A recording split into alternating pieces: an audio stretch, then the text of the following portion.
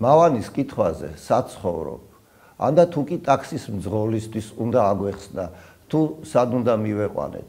ბავშვობიდან მოყოლებული პასუხი სულ სხვადასხვანაირი იყო, მიუხედავად იმისა, რომ ბოლო 45 წელია საცხოვრებელი ადგილი არ შემიცვლია. დედაჩემი ხშირად ენზელასთან ან ჩაიგრუზიასთანო ამბობდა. მამაჩემი თამბაქოს მაღაზიით, ანდა საჭაშნიკოთი ახვედრებდა თანამოსაუბრეს ჩვენი კორპუსის ადგილმდებარეობას. ახალი აშენებული რომ იყო, ტექნიკურ ბიბლიოთეკასაც ვახსენებდით, არც თუ იშვიათად. თუმცა დღეისთვის ეს შენობა კაზინო ევროპად იქცა. ანუ ახლა ბიბლიოთეკაში განთავსებული კაზინოა ის დაწესებულება, რომელიც ჩემი საცხოვრებელი ალაგის ყველაზე უკეთ მიმანიშნებელია. 110-12 წლის წინ კი ლიტერატურულ კაფესთან ცხოვრობდი. უფრო სწორად მის თავზე და ასეც ვუხსნიდი დიდი სიამოვნებით ყველას, თუ სად იყო ჩემი სახლი. მართალია, თავიდან ტაქსისტები ლიტერატურული კაფის არსებობის შესახებ არაფერს უწყობდნენ, მაგრამ თანდათანობით გაერკვნენ. საახლობლო წრეში კი ეს კაფე პრაქტიკულად ყველა ვიცოდა. ქიმერიონის ეპოქის შემდეგ პირველი ლიტერატურული კაფე იყო და არც იყო გასაკვირი, რომ მისმა გახსნამ ყველა არტისტული წრის წარმომადგენელი დააინტერესა, ააღელვა და მიიზიდა ჩვეულებრივი მკითხველიც, ცნობებიც და უფრო მეტიც პოლიტიკასთან დაკავშირებული ადამიანებიც.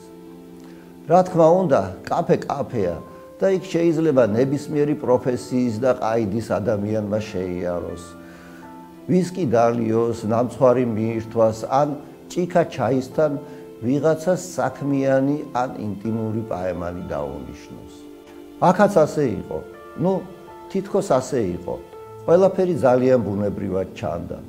პოეტური საღამოები, შეხვედრები მწერლებთან, ახალი წიგნების პრეზენტაციები და უბრალოდ ახალი ურთიერთობები, მაგიდასთან ცხოველი საუბრები, კულტურისა თუ პოლიტიკის აქტუალურ ამბებზე.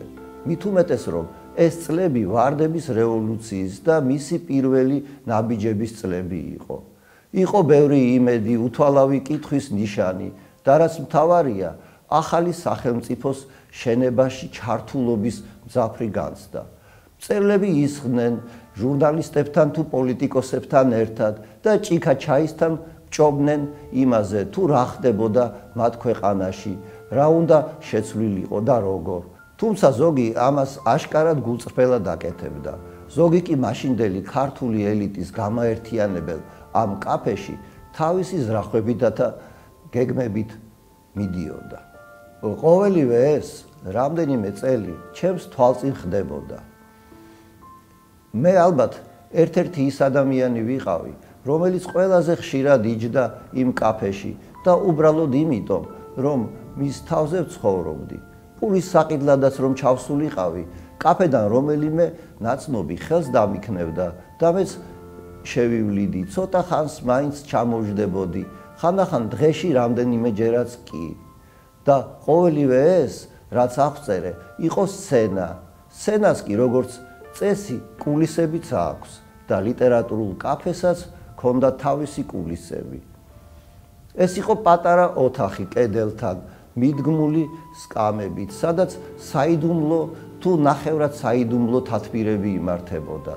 როგორც შინაური, ხანდახან შევხეტიალდებოდი იქ, მაგრამ თუ საიდუმლო სერობა უკვე დაწყებული იყო, გრძნობდი, რომ იქაურობა უნდა დამეტოვებინა. სულ 2-ჯერ მოხვდი ოფიციალურად ასეთ შეკრებაზე, ოღონდ ლიტერატურას ეხებოდა ეს თათბირები.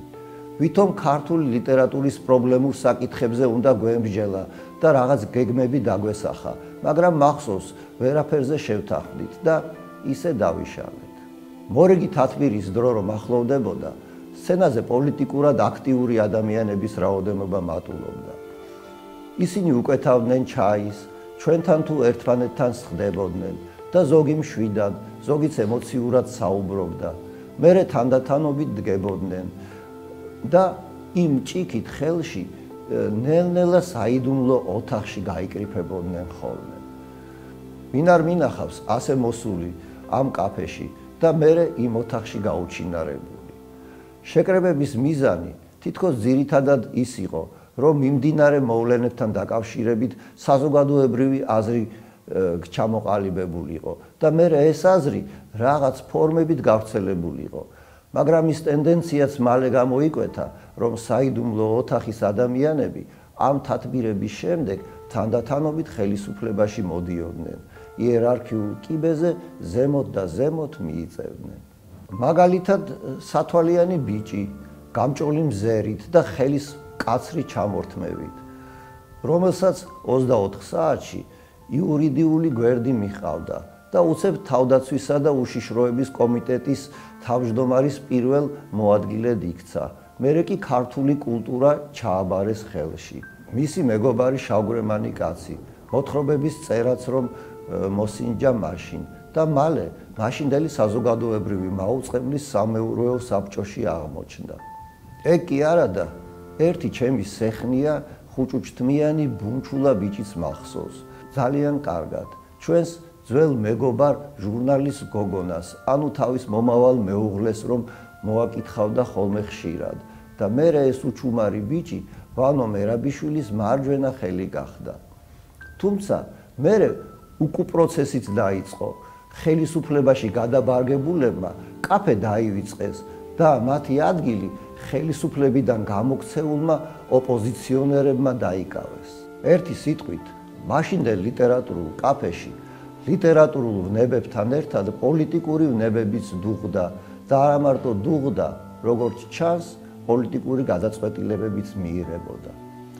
ყოველივე ეს მე-20 საუკუნის დასაწყისის ლიტერატურული კაფეების ესთეტიკის გადათამაშებას გავდა. როცა ვთქვათ, შვეიცარიაში დადაისტების კაფეში ლენინი დადიოდა და მერეც რუსეთში ფუტურისტების თუ სხვა ჯგუფების თავშესაყრელ ადგილებს არ აკლდა პოლიტიკური პათოსი თუ დატვირთულობა. ამ საიდუმლო ოთახმა ალბათ 2-3 წელი თუ იარსება. ლიტერატურული კაფე მერე სხვა მფლობელის ხელში გადავიდა. ლიტერატურული კაფეს პირველი ჭეშმარიტი მფლობელი კი ნელ-ნელა პოლიტიკურ ექსპერტად ჩამოყალიბდა და ერთი პერიოდი ივანიშვილის მთავარი მრჩეველიც კი იყო. ახალმა მფლობელმა კი ის სათათბირო მოშალა, უფრო სწორად სამზარეულოდ გადააკეთა და ნაცვლად პოლიტიკური შეკვეთებისა იქ აწი მხოლოდ ნამცხვრის თუ ხაჭაპურის შეკვეთები სრულდებოდა. თუმცა ამას რა დიდი მნიშვნელობა აქვს. მსგავს ოთახს ყოველთვის მოძებნიან ის ადამიანები, რომლებსაც ასეთი პაემნები სჭირდებათ. ეს ყველაფერი კი ალბათ უფრო იმიტომ გავიხსენე, რომ ამ მაგალითმა თვალნათლივ დამანახა ლიტერატურა, ზოგადად ხელოვნება ხშირად ფასადის როლს ასრულებს. ამ ლამაზი ფასადის უკან კი რა ხდება, ვინ რას წყვეტს და ვინ რომელ კიბეზე მიბობღავს, ღმერთმა უწყის. ვიღაცეები იქ ლექსებს კითხულობდნენ გულუბრყვილოდ და ექსპრესიულად, მათ ზურგს უკან კი სახელმწიფო მნიშვნელობის საქმეები იხლართებოდა. ახლა ლუდის ბარია იქ, მაგრამ ძვირიანი. თუ ლუდის დალევა მომინდა, გვერდით ჩაული და სხვაგან მივემართები. აღარ შევდივარ იქ და იქიდანაც არავინ მიქნევს ხელს. რომს დამიქნიოს, ვერ დავინახავ, იმიტომ რომ ბარის ფაჯრები დაბურულია. უცნაურია ეს დაბურულობა. ვერ ხვდები რა საჭიროა. იქ ხომ ახლა სავარაუდოდ მარტო ფეხბურთზე და ქალებზე ლაპარაკობენ. აი მაშინდელ ლიტერატურულ კაფეს კი მიუხედავად ასეთი პოლიტიკური დატვირთულობისა, რაც არ უნდა უცნაური იყოს, გამჭვირვალე ფანჯრები ჰქონდა.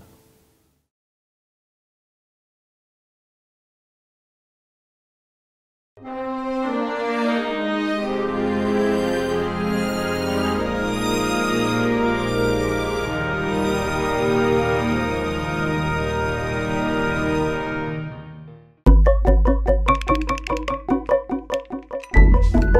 you.